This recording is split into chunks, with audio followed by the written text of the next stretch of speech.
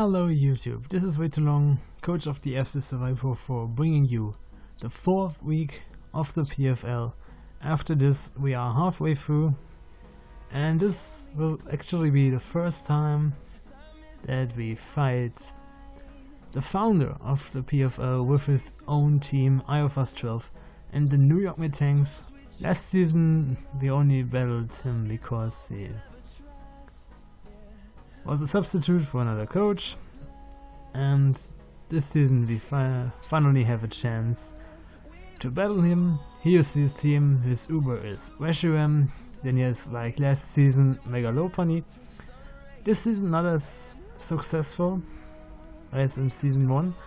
Also Zapdos, Ferrophone, Nidoqueen, Reuniclus, Florges, Alumomola, Absol, Dugtrio, Moltang and Miss Magus. So really fat team here between Ferrophone, from Ferrophone to Alumomola. Nothing but walls. And now to our team. Unfortunately the sprites of the mons are not working on my PC right now, but you know what Pokemon this is, so shouldn't be this big of a deal. Up first we have Rammstein, our Mega Aerodactyl. Last week he was there but didn't get the chance to battle the EV team. As Taunt, since with all these walls you can prevent wishes and aromatherapies and substitutes and whatever. And then 4 offensive moves, an Arrow Ace, Stone Edge and even Fire Blast for the Ferrophone in case this wants to switch in. With enough speed to outspeed a max speed Megalopony, and since this is the fastest mon on our opponent's team, it's Sweet Q just for this. Maximum investment in attack. Summon special attack for a Fire Blast. Most in HP, so we get some kind of Vogue on Rammstein. Then we have our main answer to Megalopony. Shellboss the Blastoise holding the Rocky Helmet with Torrent. And here we have Scald, Protect, Rapid Spin and Ice Beam.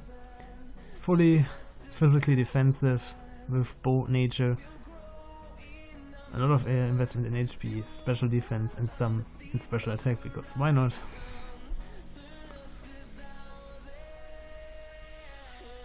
Then we have the star from last week, Mischief the Drapion, holding the Scope Lens with Sniper, also with Taunt, and Knockoff, Aqua Tail and Poison Jab.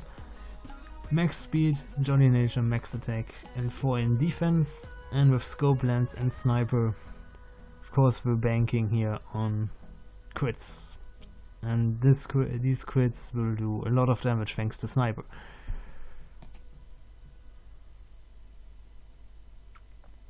And thanks to the Scope Lens, of course, they're more likely to happen. Then we have von Kalkofen, a Rotom Wash, holding the leftovers, with Hidden Power Fire for Ferrophone, Volt Switch, Toxic and Hydro Pump. Von Kalkofen, our special wall here, full investment in HP, full investment in special defense, Calm Nature and 4 in special attack. Then we have the star from week 2, Meltopod, the Heatran, this time holding the Choice Scarf with Flash Fire and Flash Cannon, Earth Power, Fire Blast and even Ancient Power. And with the Choice Scarf, unless the Dugtrio is scarfed, for some we can even outspeed max speed Jolly Dugtrio. And Flash Cannon and Fire Blast are enough to OHKO it. So Heatran can come in, can outspeed one of our opponent's mons. In the best case, immediately kill it. Then Dugtrio comes in, wants to trap us, and it gets outsped too. And even if it has a stash and Heatran goes down to Earthquake, it has basically taken out 2 mons. Since then we can just switch in Rammstein and finish the Dugtrio. at 1 HP. Maybe we have even rocks up. No, we don't have. Scratch that. And then the all-star of our team, who also, just like Aerodactyl, didn't get to prove his strength last week.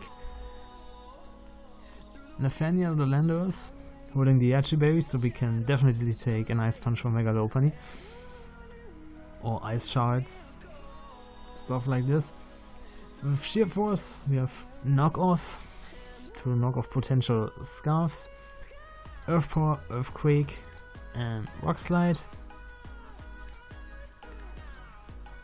136 investment in attack, 124 in special attack, 248 with Naive Nature in speed, so we can definitely outspeed Zapdos, and we have some more investment in our attack stats. I might change the attack investment here, but I want to record right now so we can battle soon. And yeah, this is our team going into the first match against the New York Metangs in our PFL history, and let's see how it goes. So here's the match, and you can see our opponent brings most of his fat mons in Miltank, Florges, Nidoqueen and Zapdos, and also the especially from last season and famous Mega Lopunny, and from last week the really strong Absol. And I decided to straight up lead with Rotom, since on most of my opponent's mons I can just Volt Switch out. And as we see, our opponent leads with the Miltank, which doesn't really want to get burned here. I don't have Will-O-Wisp, I just go for the Toxic, and we see we hit the right target here in the Florges. Now it's Toxic, so this turn I can just Volt Switch out into Drapion and threaten this thing some more. Of course, Moonblast will quite hurt, as we see right now. Well over half, but on the other side he cannot attack us again since Florges is slower and it takes more toxic damage, which will really help us in the coming battle. So I go for Poison Jab here, hoping for a sniper boosted crit. Even on a Miltank, which is of course more physically defensive, and even with a crit we only do 45%, we don't get the poison, which would have been too much to ask, I really think. Poison would have been too much here. So I have to switch into Von Kalkofen, since I expect a Body Slam, so I at least don't get paralyzed here. I could of course go into Blastoise, which is my physical wall, but I want to keep it as healthy as possible for the Lopunny, since the Lopunny will be a big problem. And after a little intermission, luckily not in this video, we continue, and again Florges comes in on Rotom. This time I can straightly board switch since I didn't need to Toxic again. And again we go into Drapion as Florges takes the board switch damage, and the toxic damage slowly gets whittled down, which we really want on this annoying wall. Now it chose to protect. Probably the same moveset it brings every week in Moonblast, Wish Protect and Aromatherapy. But for this we have Taunt. We didn't reveal it yet, but we just continue with the Poison Jab. Here I probably should have Knockoff. Going for the Knockoff. This time we don't get a crit on the Miltank, no poison again. And here it probably expects my Knockoff, going into Lopunny, which of course cannot get knocked off with the Lopunny, and I have to switch out here. This time again in Blastoise, since Blastoise is just here for the Lopunny. Goes for the return. We can pretty much take it. only 43%, and that is only possible if this slow pony is adamant, and if it's adamant, and even then 43% is almost the highest roll possible, so we can definitely take another one. As the low pony takes the rocky helmet damage, now we go for Scald. Of course the Florges comes in, we cannot burn this, but we get more toxic damage off. But we have to switch out here since low pony is still alive, and Moonblast would take out our chance to counter the low pony. And since I'm expecting Moonblast, I think, yeah, I can bring in Heatran as the Florges goes for Wish. And here, definitely Flash Cannon takes out the Florges. But since I'm Choice Scarfed, I have to lock myself into a move. And I thought you might expect a Flash Cannon here, I just go for Fire Blast, hit the Zapdos as hard as possible, since Zapdos is the most likely switch in for a Flash Cannon. And it should be a 2-hit KO, and with the Choice Scarf we definitely outspeed the Zapdos on the second turn and take it out. But the Florges prioritizes to get the Protect off, get the Wish back. I still just lock myself into Fire Blast here. But he doesn't know that I'm Scarfed, since Florges is slower than Heatran.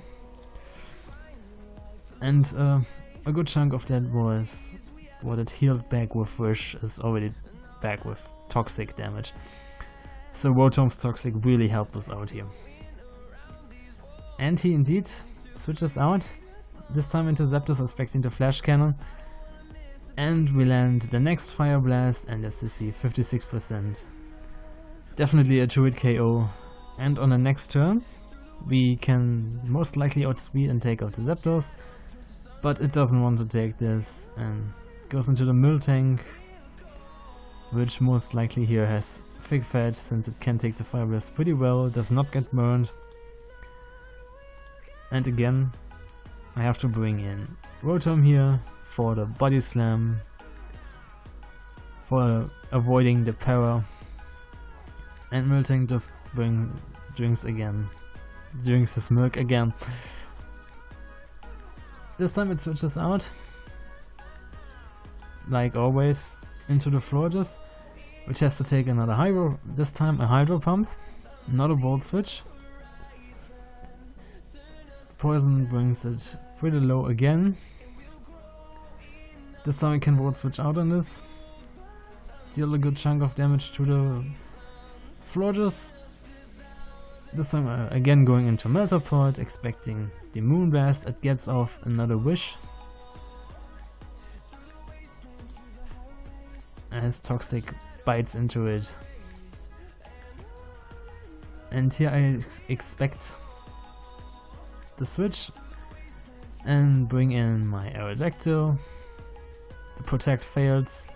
Unfortunately, Florges gets 50% back with the Wish.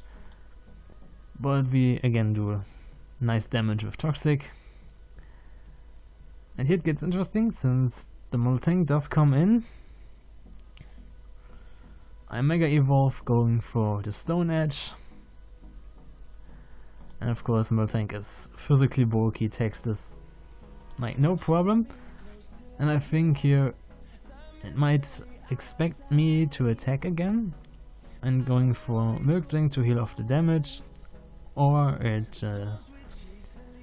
goes for Stealth Rocks or Toxic, so good chance for me to go for the Taunt, and indeed it planned to set up rocks, which of course fails here. Now I have to switch out, since this thing has probably something to touch Mega Aerodactyl long term, like Ice Punch. I'm pretty sure it has Ice Punch, or even the Body Slam again, to para us and paralyze Mega Aerodactyl. We definitely don't want this. And we see the Ice Punch does nothing to Rotom, which does a really perfect job here countering the Miltank. especially with the leftovers. And yet again we see Metangs switching out, Forges coming in on the next hydro pump, and this time we bring it really low so that the next hydro pump can most likely kill it. We get here back to 4, Toxic ignores the leftovers, and we just go for hydro pump again, and finally turn 23 the first mon falls, and thank god it's one of the fat mons of our opponent in Forges. Big problem out of the way here. Now the Absol comes in, and I do expect the Sucker Punch here, so I just go for Toxic again, but it shows the knockoff does a lot of damage to us, but at least we get the Toxic off. Of course Sucker Punch would have been better, and since I don't want to switch anything into the knockoff from Mega Absol, from regular Absol, I just let Rotom go down, get some more toxic damage off, and to surely take it out I have to switch in Drapion here, sack this off.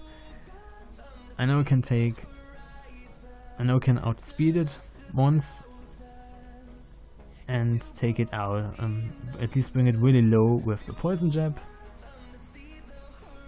And then Toxic should do the rest here, and knockoff takes out our Drapion, reveals the scope lens.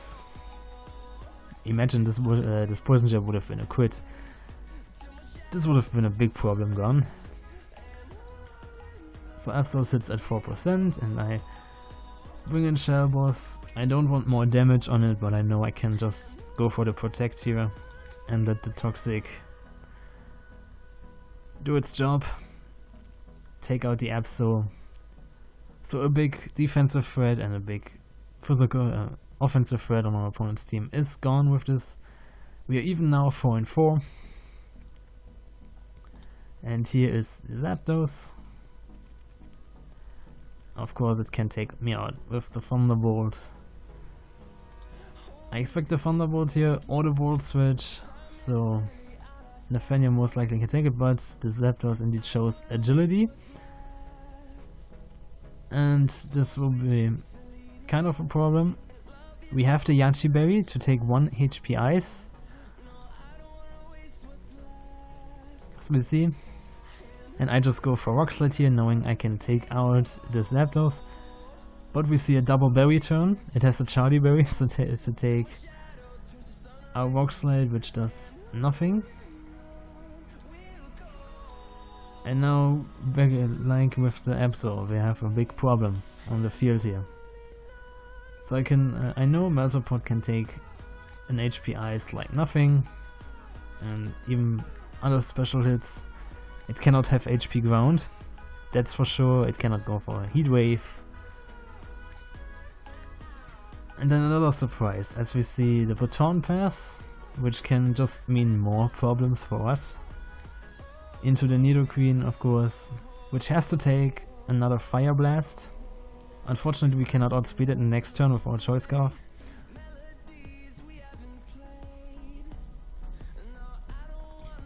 And I have to get Heatran go down.